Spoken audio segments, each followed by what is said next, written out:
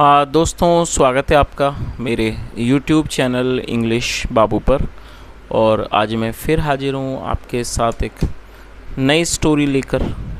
और दोस्तों, आज जो स्टोरी मैं आपके लिए लेकर आया हूँ बहुत ही मज़ेदार, बहुत ही मनोरंजन से भरपूर कहानी है। कहानी सुनने में आपको मज़ा आएगा। उसके अलावा दोस्तों, आज की इस स्टोरी में आपको कुछ नए इंग्लिश के वर्ड मीनिंग सीखने को मिलेंगे, उनकी करेक्ट प्रोनाउंसिएशन के बारे में पता चलेगा और हमेशा की तरह जो इसका ग्रामर का पार्ट है उसे बिल्कुल डिटेल में कवर करेंगे, तो एक एक स्ट्रक्चर को आप बड़ी आसानी से सीख पाएंगे।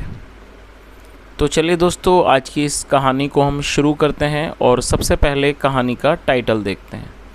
कहानी का टाइटल है ट्रुथ लाई। क्या मतलब हुआ? ट्रुथ मतलब सच, लाई मतलब झूठ, मतलब कि सच झूठ। तो दोस्तों, ये आज की इस कहानी का टाइटल है, शीर्षक है। और अब मैं इसे पढ़ना शुरू करता हूँ। आपसे रिक्वेस्ट है आप कहानी को बिल्कुल ध्यान से सुने। और यदि आज की कहानी में आपको कोई नया वर्ड या फिर ग्रामर का नया स्ट्रक्चर देखने को मिले तो आप नोट करें, और यदि कहानी पसंद आए तो लाइक ज़रूर करें। तो चलिए इसको शुरू करते हैं। One day king Krishnadeva Raya was holding his court. क्या मतलब हुआ? वन डे एक दिन, किंग कृष्णदेव राय मतलब एक दिन राजा Krishnadeva Raya was holding his court. दोस्तों, होल्ड का मतलब था लगाना, मतलब एक दिन राजा कृष्णदेव राय ने अपना दरबार लगाया हुआ था। कोर्ट में दरबार, अपना दरबार लगाया हुआ था। Suddenly a man entered the court and pleaded to the king. Suddenly मतलब अचानक, अ मैन एंटर्ड। दोस्तों, ये जो वाक्य है ये पास्ट इंडेफिनिट का अफर्मेटिव वाक्य है। और जब हम पास्ट इंडेफिनिट में कोई भी अफर्मेटिव का वाक्य बनाते हैं तो वहाँ वर्ब की सेकंड फॉर्म का यूज़ किया जाता है। एंटर का मतलब प्रवेश करना, सेकंड फॉर्म एंटर्ड। अचानक एक आदमी ने प्रवेश किया द कोर्ट, दरबार में, and pleaded to the king. दोस्तों, प्लीड मतलब विनती करना, second form pleaded, pleaded to the king.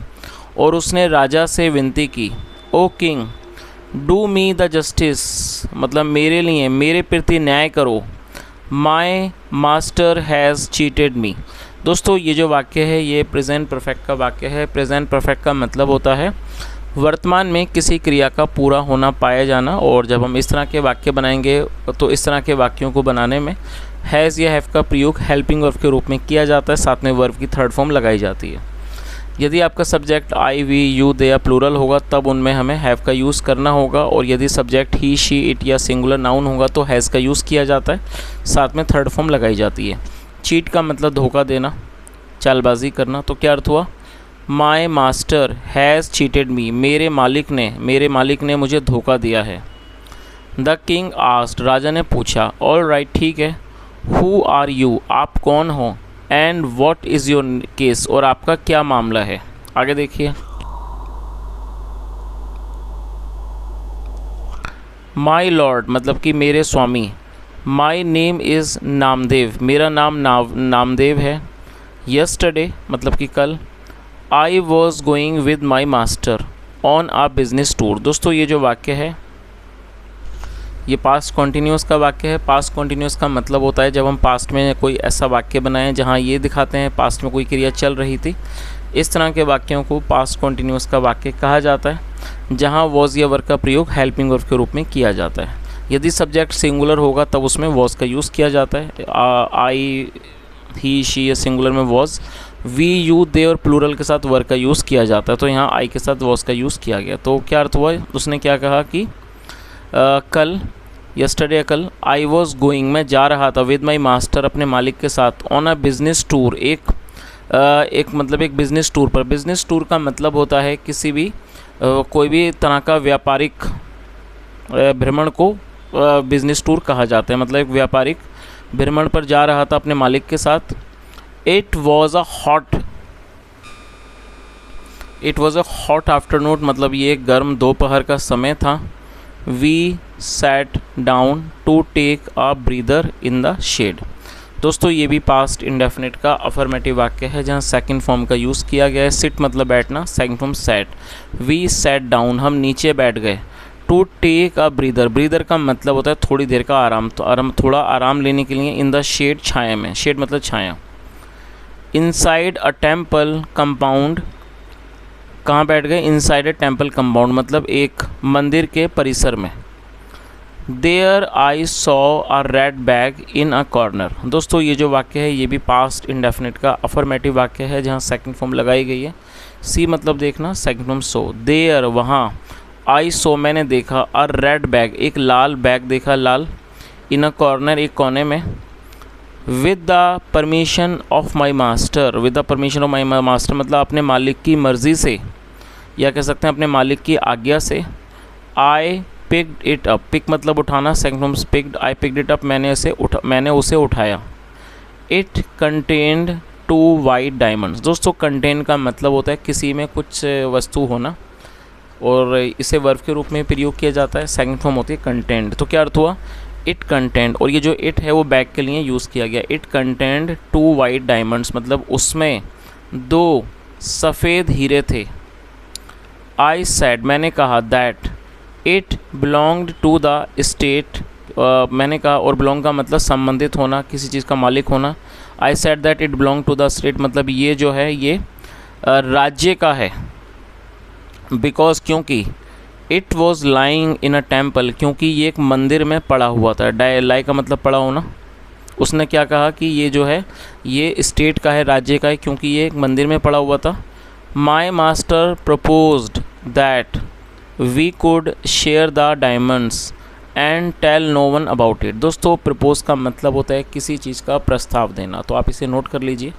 और सेकंड फॉर्म है प्रपोज। तो उसने आगे क्या कहा? माई मास्टर प्रपोज्ड मतलब मेरे मास्टर ने, मेरे मालिक ने प्रस्ताव दिया कि we could share the diamonds मतलब हम हीरों को बांट सकते हैं, and tell no one about it और किसी को भी इस बारे में ना बताएं। I got greedy and agreed to it. दोस्तों ग्रीडी एडजेक्टिव है जिसका मतलब लालची, और गेट ग्रीडी का मतलब होता है लालची हो जाना। तो उसने आगे क्या कहा? आई गॉट ग्रीडी मैं लालची हो गया, एंड अग्रीड टू इट और मैं उस बात पर सहमत हो गया। अग्री मतलब राज़ी होना, सहमत होना। तो उसने क्या कहा कि मैं लालची हो गया और मैं सहमत हो गया, उस बात पर सहमत हो गया। It meant freedom from slavery. इसका मतलब था, इसका अर्थ था, और दोस्तों मीन का मतलब किसी चीज़ का अर्थ होना, मतलब होना। इट मेंट मतलब इसका मतलब था freedom from slavery. Slavery noun है जिसका मतलब गुलामी।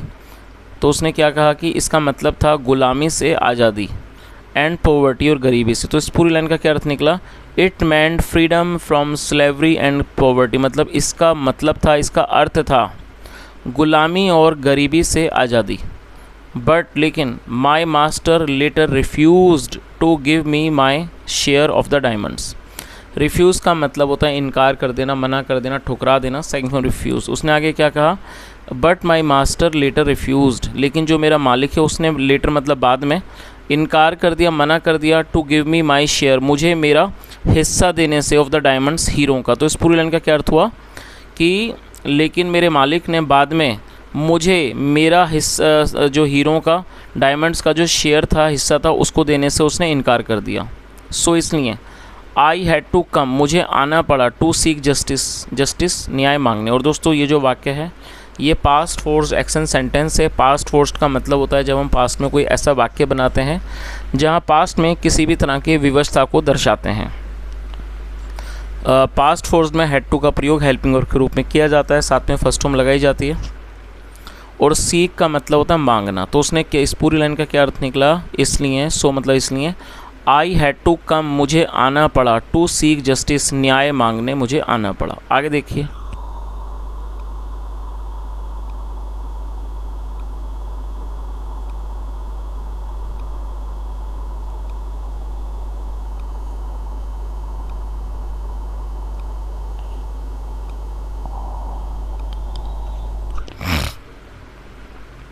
The master of the Namdev was summon to the court. दोस्तों ये जो वाक्य है ये पास्ट इंडेफिनिट का पैसिव वॉइस का वाक्य है। और जब हम पास्ट इंडेफिनिट में कोई भी पैसिव में वाक्य बनाते हैं तो वहाँ पर वॉज या वर्ब का प्रयोग हेल्पिंग वर्ब के रूप में किया जाता है, साथ में वर्ब की थर्ड फॉर्म लगाई जाती है। समन का मतलब होता है किसी को बुलवाना, और ये थर्ड फॉर्म है समन्ड। तो क्या अर्थ हुआ? The master of Namdev, of का मतलब यहाँ पर है का, the master of Namdev was summon to the court. मतलब क्या हुआ इस लाइन का कि नामदेव के मालिक को दरबार में बुलवाया गया। He was asked to make statement, और ये भी पास्ट का अफर्मेटिव वाक्य है। आस्क मतलब कुछ कहना, पूछना, और किसी काम को करने को, कहने को भी आस्क कहा जाता है, और ये थर्ड फॉर्म है। तो क्या अर्थ हुआ? He was asked to make statement, उसे गवाही देने के लिए कहा गया। मेक स्टेटमेंट मतलब कोई गवाही देना। ही स्टेटेड, स्टेट मतलब कहना, second form stated. He stated, उसने कहा, ओ किंग, राजा, इट इज़ ट्रू, ये सच है, that the diamonds were found, कि जो डायमंड्स हैं, हीरे हैं, वर फाउंड, उनको पाया गया। और ये भी पैसिव का दोस्तों वाक्य है, जहाँ पर वर के साथ थर्ड फॉर्म लगाएगी। तो उसने क्या कहा कि राजा, मतलब कि राजन, इट इज़ ट्रू, ये सच है, that the diamonds were found, की जो हीरे हैं उनको पाया गया। But my servant is a liar, लेकिन जो मेरा सर्वेंट है, नौकर है, वो झूठा है। लायर मतलब झूठा। और दोस्तों ये जो वाक्य है, ये सिंपल प्रेजेंट का वाक्य है। सिंपल प्रेजेंट में इज एम आर का यूज़ हेल्पिंग वर्ब के रूप में किया जाता है। तो यहाँ इसका यूज़ हेल्पिंग वर्ब के रूप में किया गया है। लायर जो है नाउन है, जिसका मतलब झूठा। तो उसने क्या कहा कि जो मेरा नौकर है वो झूठा है।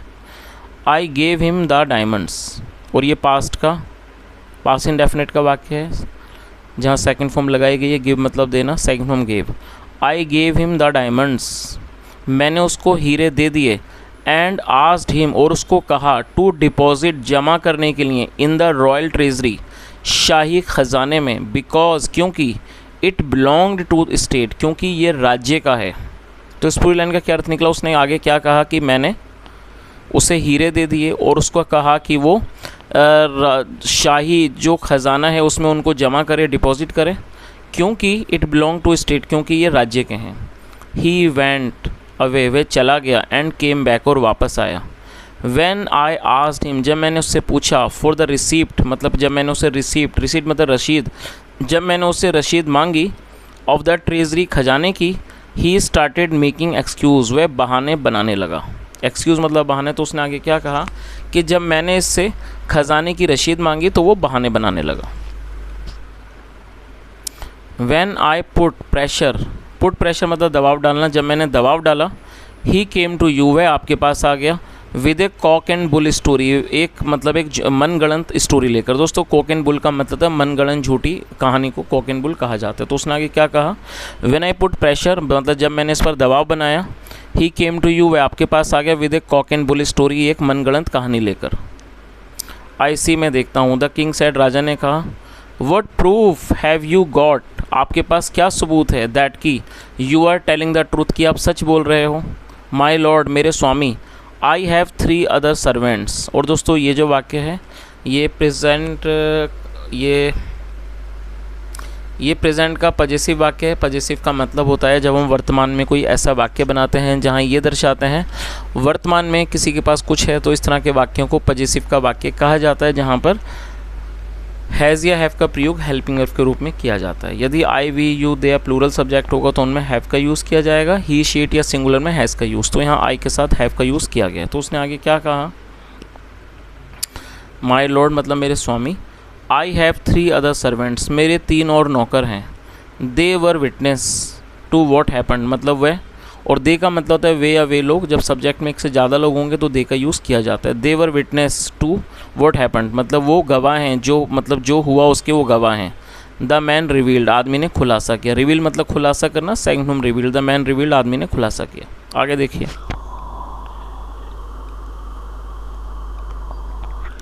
The 3 witnesses were also summoned to the king's court. क्या अर्थ हुआ? और ये भी हमारा पास्ट इंडेफिनिट का पैसिव वॉइस का वाक्य है, जहाँ पर वर का यूज़ हेल्पिंग वर्ब के रूप में किया गया है। The 3 witnesses were also summoned to the king's court. क्या अर्थ हुआ? मतलब कि राजा के दरबार में 3 गवाहों को भी बुलवाया गया। दे एडमिटेड, दोस्तों आप इस वर्ड को नोट कर लीजिए। एडमिट का मतलब होता है किसी बात को स्वीकार करना, मानना। Second form admitted.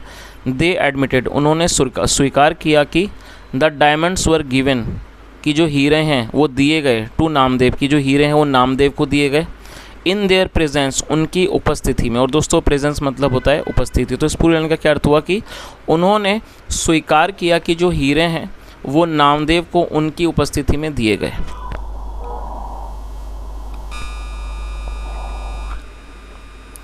The king asked the parties to stay in the court and retire to inner chamber. क्या अर्थ हुआ? The king asked the parties, parties का मतलब हो गया ये सब लोग जो इस केस में थे, मतलब ये जो राजा ने आस्क्ड द पार्टीज, उन पार्टीज़ को कहा, मतलब इन लोगों को कहा to stay in the court, दरबार में रहने को कहा, and retired in to inner chamber, और वो अपने जो उनका अंदरूनी कक्ष था उसमें वो चले गए।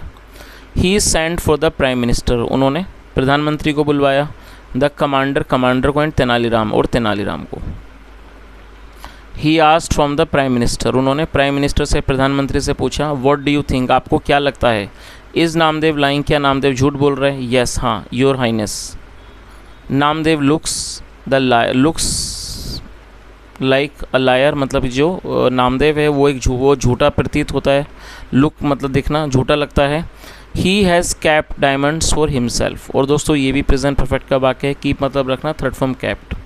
He has kept diamonds for himself, उसने अपने लिए, उसने खुद के लिए हीरों को रख लिया है। But to me he sounded true, लेकिन मुझे वो सच्चा लगता है। The 3 witnesses can't be wrong, जो 3 विटनेसेस हैं, मतलब कि जो गवाह हैं, कांट बी रॉन्ग, वो गलत नहीं हो सकते।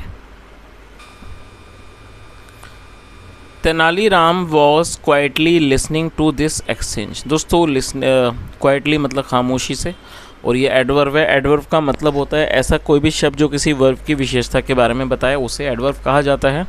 और ये जो वाक्य है ये पास्ट कॉन्टिन्यूस का वाक्य है, जहाँ वॉज का इस्तेमाल हेल्पिंग वर्ब के रूप में किया गया, साथ में फोर्थ फॉर्म लगाई गई है। एक्सचेंज का मतलब होता है किसी आपस का वार्तालाप, बातचीत। Tenaliram was quietly listening to this exchange, मतलब जो तेनालीराम थे वो खामोशी से इस बातचीत को सुन रहे थे। द किंग आस्क्ड, राजा ने पूछा, व्हाट डू यू से, आपका क्या कहना है? The truth will be known right away, जो सच है वो अभी, मतलब उसका अभी पता चल जाएगा। राइट अवे मतलब अभी पता लगेगा। बट लेकिन आई हैव अ कंडीशन, लेकिन मेरी एक शर्त है। कंडीशन मतलब शर्त, लेकिन मेरी शर्त है। तेनालीराम सेड, तेनालीराम ने कहा, व्हाट, क्या? योर मजेस्टी, महाराज, all of you will have to go behind the curtain, आप सबको पर्दे के पीछे जाना होगा। कर्टन मतलब पर्दा, पर्दे के पीछे जाना होगा। ऑल राइट, ठीक है। We want the truth out, हम चाहते हैं सच बाहर आए। ट्रूथ विल बी आउट, सच बाहर होगा। तेनालीराम अश्योर्ड, तेनालीराम ने इस चीज़ की सांत्वना, अश्योर किया। अश्योर का मतलब होता है किसी चीज़ को आश्वस्त करना, आश्वासन देना। तो क्या अर्थ हुआ कि तेनालीराम ने आश्वासन दिया। The king quietly went behind the curtain, जो राजा थे वो चुपचाप खामोशी से पर्दे के पीछे चले गए। And prime minister and the commander had to follow, और जो प्रधानमंत्री थे और जो कमांडर था उसको हैड टू फॉलो, ये मतलब कि उन्हें पीछे पीछे जाना पड़ा। फॉलो का मतलब किसी बात का पालन करना, उन्हें भी पालन करना पड़ा। आगे देखिए। Now Tenaliram was alone in the chamber, अब तेनालीराम चैम्बर में, कक्ष में अकेले थे। He got one of the servants called in, और उन्होंने एक नौकर को अंदर बुलवाया।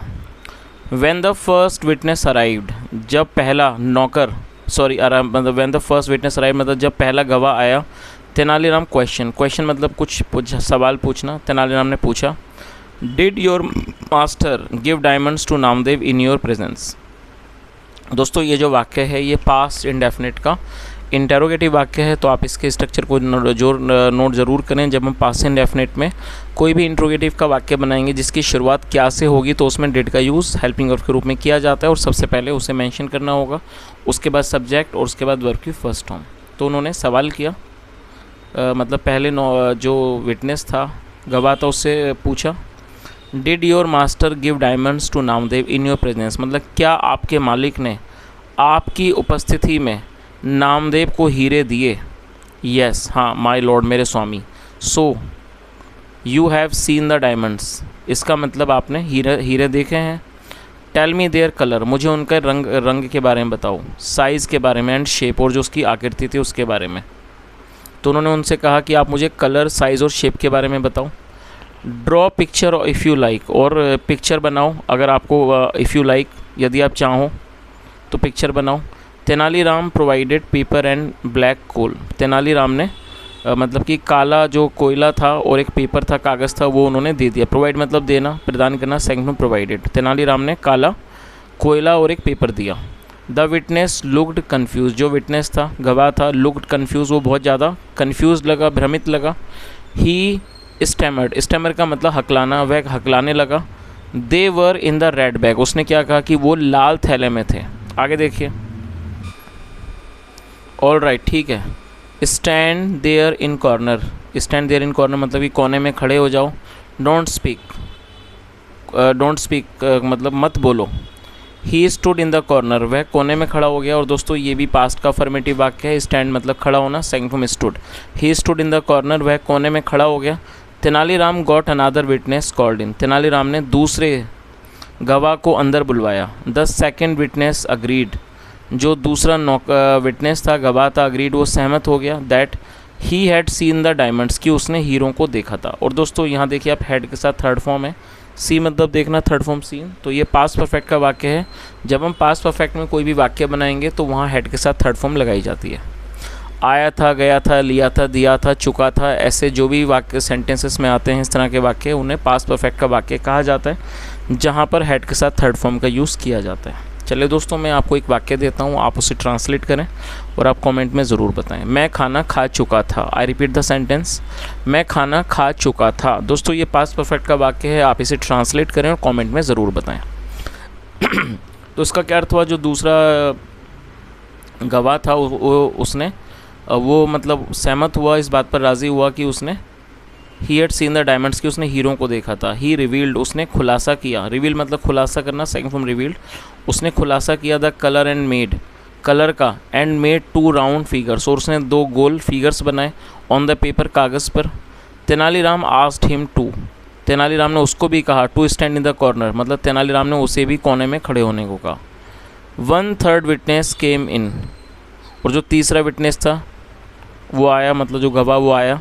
एंड फेस्ड सेम क्वेश्चन, और उसने भी उसी सवालों का सामना किया। फेस मतलब सामना करना, फेस्ड सेकंड फॉर्म। आगे देखिए।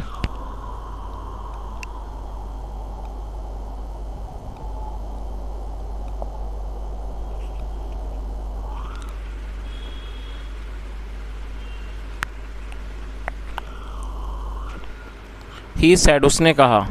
The diamonds were wrapped in paper, जो डायमंड्स थे, जो हीरे थे, वर रैप्ड, वो रैप्ड थे। रैप्ड का मतलब लिपटे हुए, वो लिपटे हुए थे। इन पेपर, पेपर में लिपटे हुए थे। सो इसलिए I could not see them, मैं उनको नहीं देख सका। और दोस्तों ये जो वाक्य हैं, कुड का और नॉट का यूज़ किया गया है। देखिए जब हम कोई भी ऐसा वाक्य बनाएंगे जहाँ वाक्य के टेल पर सका, सकी, सके, पाया, पाई जैसे शब्द आएंगे, वहाँ कुड का यूज़ किया जाएगा। यदि वाक्य नेगेटिव होगा तो कुड के साथ नॉट भी लगाए जाते हैं। तो उसने क्या कहा कि the diamonds were wrapped in paper so I could not see them, मतलब जो हीरे थे वो कागज़ में लिपटे हुए थे, इसलिए मैं उनको नहीं देख सका। The 3 witness were sheepishly looking at one another. दोस्तों sheepishly एडवर्ब है जिसका मतलब होता है शर्माते हुए, डरते हुए। मतलब जो तीनों विटनेस थे, गवाह थे, वो एक दूसरे को बड़े शर्माते हुए, डर से या कह सकते हैं झिझक से देख रहे थे। दे न्यू, वो जानते थे, that their lies have been caught, कि जो उनका झूठ है वो पकड़ा जा चुका है। They spilled their beans and broke down, और जो थे उन्होंने, स्पिल बीन का मतलब था सच उगल देना, उन्होंने सच उगल दिया। एंड ब्रोक डाउन, और वो टूट गए। सर, सर, श्रीमान, माई लॉर्ड मतलब मेरे स्वामी। वी वर फोर्स्ड, हमें फोर्स किया गया, हम पर दबाव बनाया गया। टू लाई, झूठ बोलने के लिए। आर मास्टर थ्रेटेंड अस, जो हमारा मालिक है उसने हमें धमकाया। विद डिसमिसल फ्रॉम सर्विस, की वो हमें सर्विस से, नौकरी से बर्खास्त कर देगा। If we did not play his game, यदि हम उसका खेल नहीं खेलते हैं। The truth was now out in open, अब जो सच था वो खुले में था। आगे देखिए। The king ordered search of their masters house, जो राजा थे उन्होंने उनके मालिक के जो घर की तलाशी का उन्होंने आदेश दिया। And diamonds were found hidden in the chest, और जो डायमंड्स थे उन्हें पाया गया hidden in a chest, chest में तिजोरी, उन्हें एक तिजोरी में छुपाया हुआ पाया गया। हिडन मतलब छुपाया हुआ। द कल्प्रिट वॉज अरेस्टेड, मतलब दोषी को गिरफ्तार किया गया। The king ordered him to pay 10,000 gold coins, और जो राजा थे उन्होंने उसे आदेश दिया कि वो 10,000 सोने के सिक्के दे। टू नामदेव, नामदेव को एस फाइन, फाइन के तौर पर, एक हर्जाने के तौर पर। फॉर चीटिंग, धोखेबाजी के लिए, and the diamonds were to be deposited, और जो डायमंड्स हैं, हीरे हैं, उन्हें जमा किया जाए इन द ट्रेजरी, खजाने में। The king had now greater respect for Tenaliram, अब जो राजा थे उनके पास तेनालीराम के लिए ज़्यादा सम्मान था, और भी ज़्यादा सम्मान था। तो दोस्तों ये आज की एक छोटी सी कहानी थी जहां हमने देखा किस तरह से जो तेनालीराम थे उन्होंने अपनी बुद्धिमानी से एक सही न्याय किया। तो दोस्तों यदि आपको आज की कहानी अच्छी लगी हो, मेरा पढ़ाने का प्रयास अच्छा लगा हो, तो आपसे रिक्वेस्ट है आप इस वीडियो को लाइक करें, शेयर करें, चैनल को सब्सक्राइब करें। कोई सुझाव हो तो कमेंट में बताएं। सुनने के लिए thank you so much. Have a nice day and bye.